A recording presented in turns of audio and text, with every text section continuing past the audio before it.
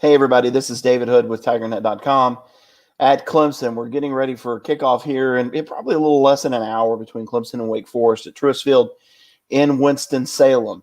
The Wake Forest Demon Deacons not allowing many visiting media. In fact, they said that they were going to limit it to 3. And the Greenville Sports or the Clemson Sports Information Department says that they were going to let newspapers handle the first game. So the guys who really don't cover the program on a day-to-day basis get to go up for the first one. And the websites that cover, well, we'll be covering from home tonight. A first for me, the first time that I will have missed any Clemson game since the Miami trip all the way back in 2009 when I had the flu. So a little bit different. We knew the season was going to be different. We knew this game was going to be different. And here we are. Of course, if you've been following on social media or on the website, you know that there is some breaking news regarding Clemson. A lot of players out. In fact, 40 not making the trip. That's not the big news. We knew that with a 120-man roster and the fact that you can only travel 80, there were going to be about 40 that were out. There are some names, though, that stick out to people. One of those is starting cornerback Darian Kendrick. Another one is a guy who was also fighting for a starting spot in Mario Goodrich. And, of course, defensive end Justin Foster. Look, Justin Foster, we've been hearing that he's been battling something, I think, maybe with his shoulder. Is what Coach Sweeney has said. I know he has missed some time. Don't automatically assume that it's something COVID-related on this. From everything that I'm hearing with Kendrick and Goodrich, not really injury or COVID-related. Not sure if Coach Sweeney will address that when the game is over or not. Sometimes he can, be a little funny about that. And he just may say, hey, it's my decision and leave it to that. Or he may expound on it. If it's the Dabo that I've known in the past would just say it was my decision why they didn't make the trip. So who's going to start at cornerback opposite what I would assume to be Andrew Booth, of course, the former 5-star out of Georgia. He's a really good player. He's made extremely big strides in camp.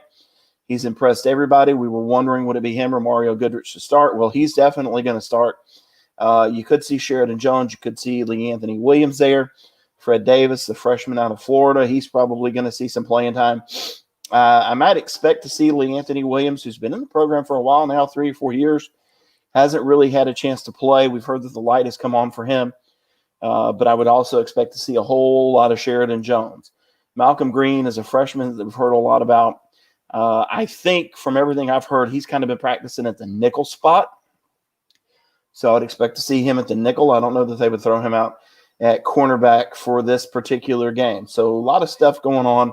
Clemson going to be a little bit shorthanded in the secondary. We'll have to see how they do. If you were going to pick a game where you're going to be shorthanded in the secondary, maybe it's Wake, who's out without Sage Surratt, the big wide receiver who opted out for this season. They really don't have a whole lot of big playmakers returning. Sam Hartman, after a year off, he's back to man the quarterback position there at Wake. We'll see how they do. They're kind of thin at running back too as far as playmakers go. So Clemson's defense going to have to figure out who they're going to cover. Going to have to figure out who's doing the covering tonight. So a whole lot to look at. Now also we can see that Mikey Dukes, Ches Malusi, they didn't make the trip. Ches Malusi, he's been battling another injury that Dabo had talked about. We didn't expect him to make the trip. I know Lynn J. Dixon has been banged up a little bit. I didn't know if he would make the trip. It looks like he did. But it looks like you've got big old number 9, Travis Etienne, Lynn J. Dixon, Darian Rencher. And without the two, Malusi and Dukes, could see a lot of DeMarcus Bowman. Could see some with Kobe Pace, the 2 freshman running backs. We will just have to see. Some games that have gone on earlier today, we saw Billy Napier, former Clemson offensive coordinator, former Furman quarterback. Billy was, of course, the offensive coordinator in Dabo's first full year here. He takes his Raging Cajuns of Louisiana up to Ames, Iowa. They knock off Iowa State, ranked 23rd, big quarterback up there. A lot of excitement heading into the season up in Ames. They get knocked off by the Raging Cajuns. Out in Manhattan, in the Little Apple, Manhattan, Kansas, the Hat, Les Miles takes it on the chin against Arkansas State. They lose today. So a lot of things going on, man. I tell you what, a lot of college football. It's good to see it. North Carolina, they didn't look good at times. In fact, they looked really bad at times. Syracuse, 2 top running backs opted out for the year. They started a former fullback on the offensive line. Not a lot of playmakers. Tommy DeVito, the quarterback, kind of what we saw last year, man. That offensive line is rough. North Carolina finally pulls away for a 31-6 win. But you know what? Syracuse had their chances really, really early in that game, and they just couldn't put the ball in the end zone. That's a problem. And we're seeing a lot of teams play rough early in the season. Maybe not Army. Jeff Monken has his Black Knights playing really well. But a lot of teams, you can tell, a lot of summer conditioning missed. And it's just a little rough right now. Chase Bryce, former Clemson quarterback, he goes up to Notre Dame today. Duke, they were in the game. It's 27-13, I think, might have been the final. I was getting ready for this. I didn't see the end of it. I thought he played fairly well. He will tell you that he made some mistakes, missed some throws. I thought the offensive line maybe didn't help him quite as much as they could have. And then, of course, Georgia Tech and Florida State playing. There's been a lot of weather delays. I'm hearing that the start of the Clemson game could be moved back as much as 5 minutes, depending on what happens down in Tallahassee. If it goes past that a lot of time, I think Clemson's kickoff was scheduled for 7:44. It might be 7:49 now. If it goes past that, then we may see where the Georgia Tech FSU game maybe is moved to another ESPN channel. Maybe the start of the Clemson-WakeForest game is moved to another ESPN channel, which could be just ESPN or ESPN2 or ESPNU. We just don't know yet. As soon as we have all that, we will figure it out. But just almost at the half, it's FSU 10, Georgia Tech nothing. And of course, Sims, the freshman quarterback for Georgia Tech, he was once a Florida State commit. He's looked okay. The Yellow Jackets have two, I think, interceptions in the red zone. They've also had a field goal block. So they've had their chances. Florida State, to me, they look a little bit better under Mike Norvell than they have over the past couple of years. Just not sure that there's a whole lot of playmakers there for those guys. But we'll say this a lot. It's the first week. Nobody really had spring games. Nobody had summer conditioning. Everybody's kind of been going through camp, not knowing what's going to happen. So that's just kind of where we're at. And at this point, I don't know if anybody has any questions, but I've been blabbing for about 7.5 minutes. Just to let me know. Again, Clemson's 7:44 scheduled kickoff could go as late as 7:49. What channel? We don't know yet. We'll figure that out as soon as we hear. Yeah, so Tommy Johnson asking, what's the plan? We don't know yet. It could be just a delayed kickoff, or one of the games could be moved. I would kind of expect, with everything game day being there, maybe Clemson's just going to stay on ABC, and they would move that FSU Georgia Tech game. Unless you're talking about a nail biter down in Tallahassee and, somebody's got the ball with 2 minutes left and there's a tie ball game, they may just keep it on ABC. Clemson start out on the U or some other network. We'll see. Could go online, but, we'll hear. Who's going to replace DK? Yeah, went through that. I'm expecting Sheridan Jones, Anthony Williams to kind of be the guys there. And I'm excited to see Andrew Booth out there. I think he's going to surprise a lot of people. He didn't play as much maybe as people thought last year, but we know he had that lower leg injury. It went back to high school. He was hurt, had the offseason surgery. He's come back better than ever. He's going to lock down one side of the field. I mean, he could have mistakes, hadn't really had a whole lot of extended playing time recently. But we'll see. But the secondary, new starters, Landon Zanders at safety back there, Jalen Phillips, Rafe Thornton, Joseph Charleston, Ray Mickens, all joining Nolan Turner. He's the one, role veteran coming back. We'll have to see how that secondary does tonight.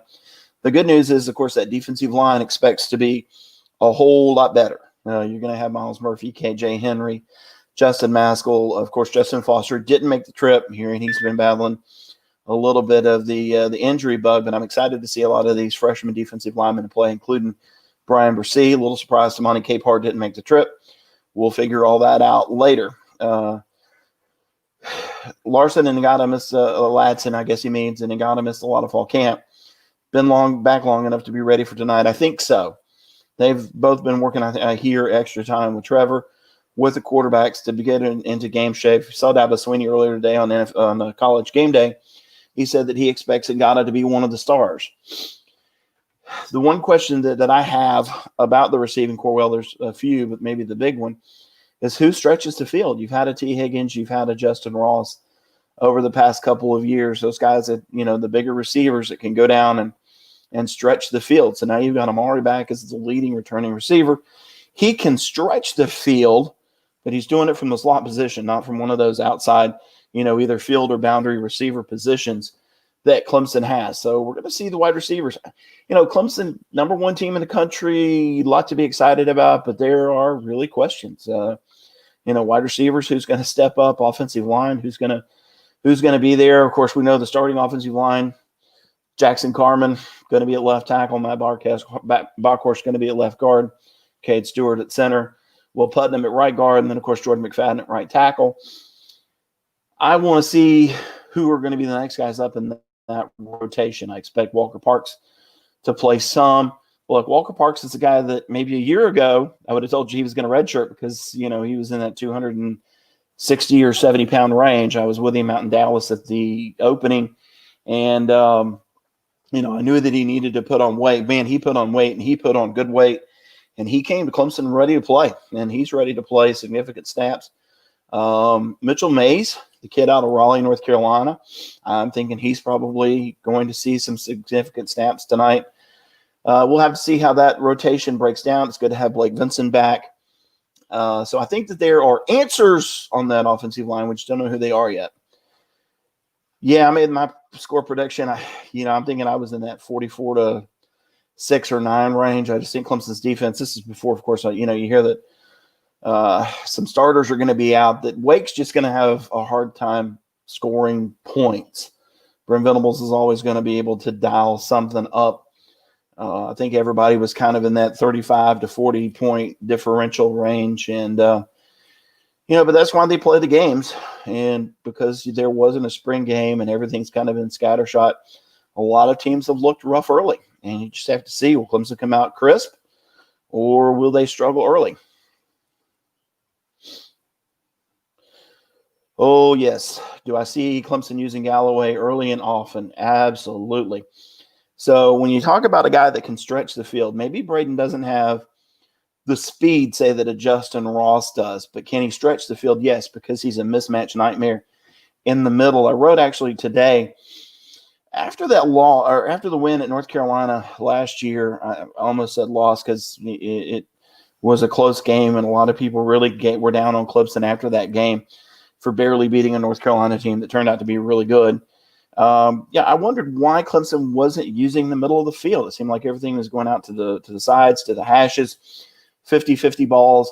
A lot of that was the fact that they didn't have a tight end. I don't think that they really trusted in coverage. Jalen Lay wasn't grown up yet. J.C. Chalk, great at blocking. Maybe not the receiving threat. Davis Allen was trying to grow up, so there were questions out there. Braden Galloway, we saw it on that big reception in the college football playoff. He's back. He's probably going to be better than ever. He is just a matchup nightmare out there, and he's going to be on some safety or some poor linebacker. He could be a safety valve for Trevor. I wouldn't be surprised to see Braden Galloway out there tonight with 5 catches, 6 catches, who knows? But he's a guy that can kind of break up the defense. I think we'll see the middle of the field in play a little bit more than we have in the past, and he's a big weapon for Trevor Lawrence there.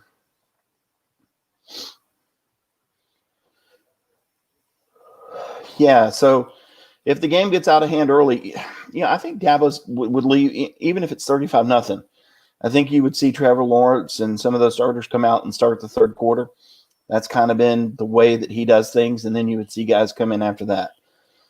Dabo typically is not one to, pull guys really early because everybody needs work right now. Trevor needs to get some consistency and some rhythm with his receivers.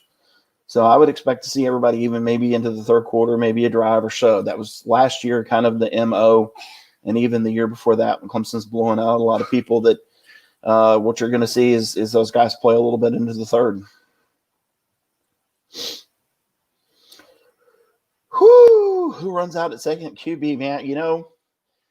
I asked somebody close to the team earlier this week. I said, we haven't been able to watch practice, so I don't know what's going on out there with COVID, the media not allowed in. And I said, who do you think it's going to be? And somebody said, it depends on if it's, a little bit closer or if it's a blowout.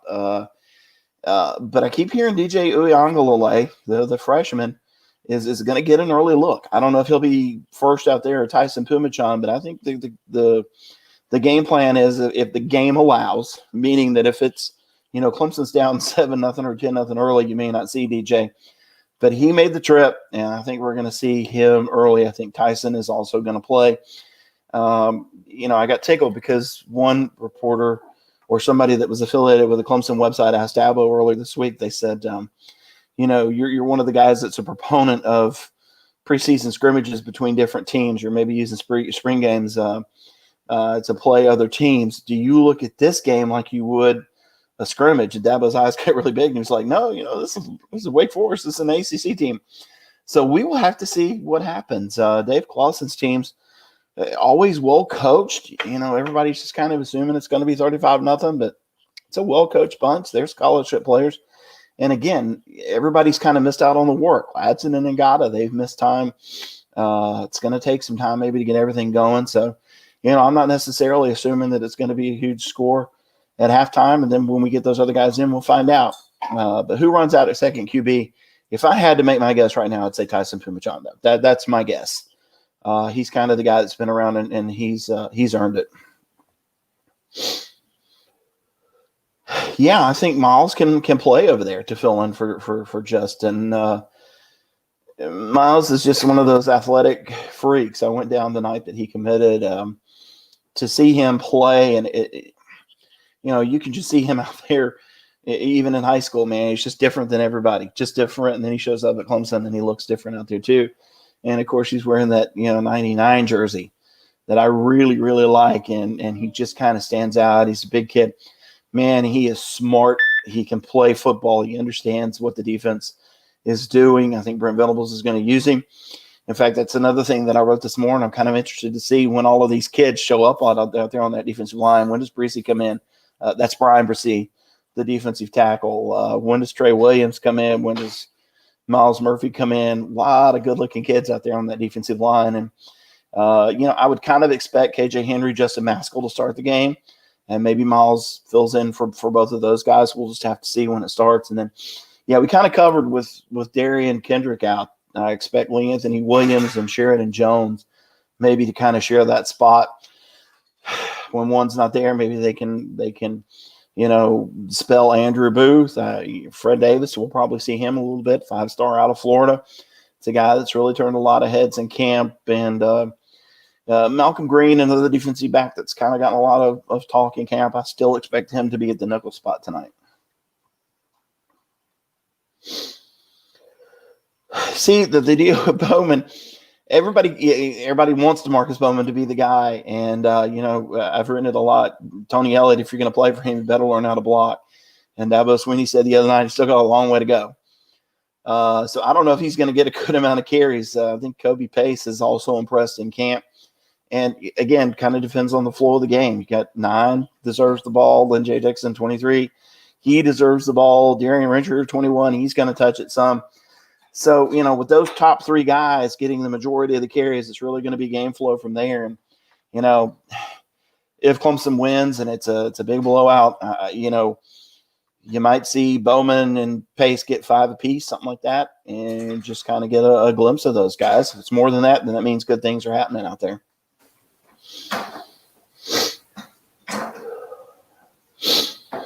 This team has had a long time to get ready to play, that's for sure. I mean, camp started 6 weeks ago, basically. So, Nolan Turner, the safety, told us earlier this week that he was ready to go out and play somebody a little bit different. He said he was excited to see another quarterback besides Trevor Lawrence because you can call everything right, and Trevor still makes a play. And it'll be exciting to get out there and play other people. I think it's time. I mean, sometimes you don't want a team to peak too early. You don't want to run a team out into scrimmages. Dabo, the last scrimmage well over a week ago, everybody's fresh. Everybody's rested. They've gone over Wake Forest 1,000 times. The only thing that's different is the fact that you spend all summer getting ready for Georgia Tech. That's what all of your scouting is about. That's what all of your pre-work is about. It's getting ready for Georgia Tech. And then, when the news broke down in July of what the schedule was going to be, now it's, okay, now we got to get ready for Wake Forest. So everything had to kind of change from there. So, but I'm sure that they're ready. The grad assistants have done a good job breaking down all the film and getting it ready to go. And if you hear stuff behind me, that's because I've got a kid that's almost 2 years old who is, it sounds like he's trying to tear my house down. Jared Pittman, I think Amari, it's interesting. Amari's going to be in that slot. That's what he does, and that's another safety valve for Trevor Lawrence. He's the guy we saw at Florida State a couple of years ago. Showed he could stretch the field. I love Amari. Amari's a team leader. Finally healthy. He just looks the part. And I think Amari's just going to have an absolutely big year. I don't know if the lack of the big play receiver on the outside. So you may not see one guy with 60, 50 receptions or whatever, but see a lot of guys with a lot of catches. And that might be what we see this year, but Amari might be the guy that leads the team. I think Galloway has a chance to, kind of get over that 30 catch threshold too.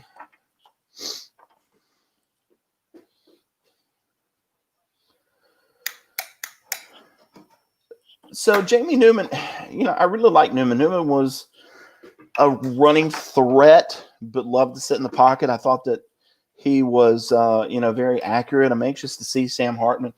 Hartman, to me, when Clemson played them 2 years ago up there and Hartman played, a little jittery in the pocket at times. Of course, he had Cleveland Farrell, Christian Wilkins, Dexter Lawrence, a lot of those guys coming after him all night. So, I'd probably be really jittery too. In fact, I'd probably just scream and run away. With Hartman, he's really smart, man. He's just a football player. I think he's going to make good decisions. And, he's able to run that offense. They run fast. So I don't know that it's going to be any different look for them. They're just going to run fast. They're going to try and get those wide receivers out in space. They're going to try and, pull the ball on that read option with him a few times. Most of the time they're going to try and hand it off to the running back. And, they want to run 80 or 90 plays. And so it's just really going to be up to Clemson to see if they do that.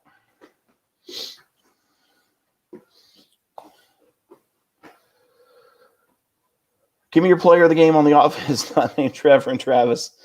How about Joseph Ngata or Braden Galloway? I think one of those two guys is really going to have a good night tonight. And, on defense, let's look in that linebacker group. Maybe maybe a Balin Spector is a guy that you can look at too. He's going to be playing linebacker out there, going to be getting a start. Maybe he's a guy that you look at. Maybe a Landon Zanders back at safety spot. Maybe Andrew Booth. You look at him. I think Clemson's got a lot of people in that defense you're going to look at tonight and go, maybe who is that? I think a lot of players could step up.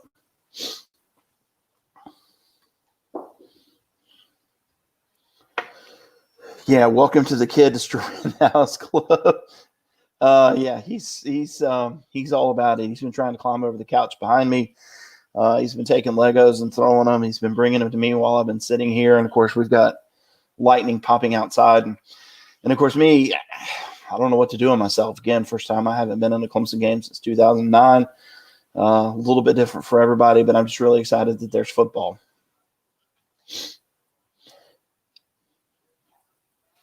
So we have time for one more question, according to the infamous Crump. Lightning just keeps going out there. Jason Walls, Jason Walls is one of those guys. He's one of the uglier human beings that you'll ever see, but he does more with less with his looks. So I've always been proud of him that he's been able to move past that. But yeah, looking a lot forward to seeing more of Landon Zanders. He's noticeable out there. Got the hair coming out behind the helmet, kind of a Troy Polamalu look. Every time I've seen him practices, scrimmage, whatever, this kid's going to lay the wood to somebody. With these guys, you're going to have some growing pains. I was watching the Ohio State game from that 2014 Ohio State game at the end of the 2013 season, I guess. And I saw a really name it J-Rod Curse make about 25 mistakes. And kind of had a minute with Brent Venables not long after that. And I mentioned it, and he said, yeah, but did you see him? He came up with a big interception at the end of the game. So you're going to have mistakes. You're going to have some blown coverages at times. There's going to be growing pains. Man, the talent's there. These kids are going to grow up. And I think that's what we're going to see out of Landon Zanders. So we got kickoff hopefully here in about 30 minutes or so, everybody. We're going to have everything halftime and plenty of post-game stuff. So we're going to have all of our interviews. So we're going to talk to players, coaches, coordinators after the game and get ready to look ahead to next week's home game, where I'll be back in the press box against the Citadel. So thanks for everybody for being on here. And maybe we'll talk more at halftime if Crump decides that we need to.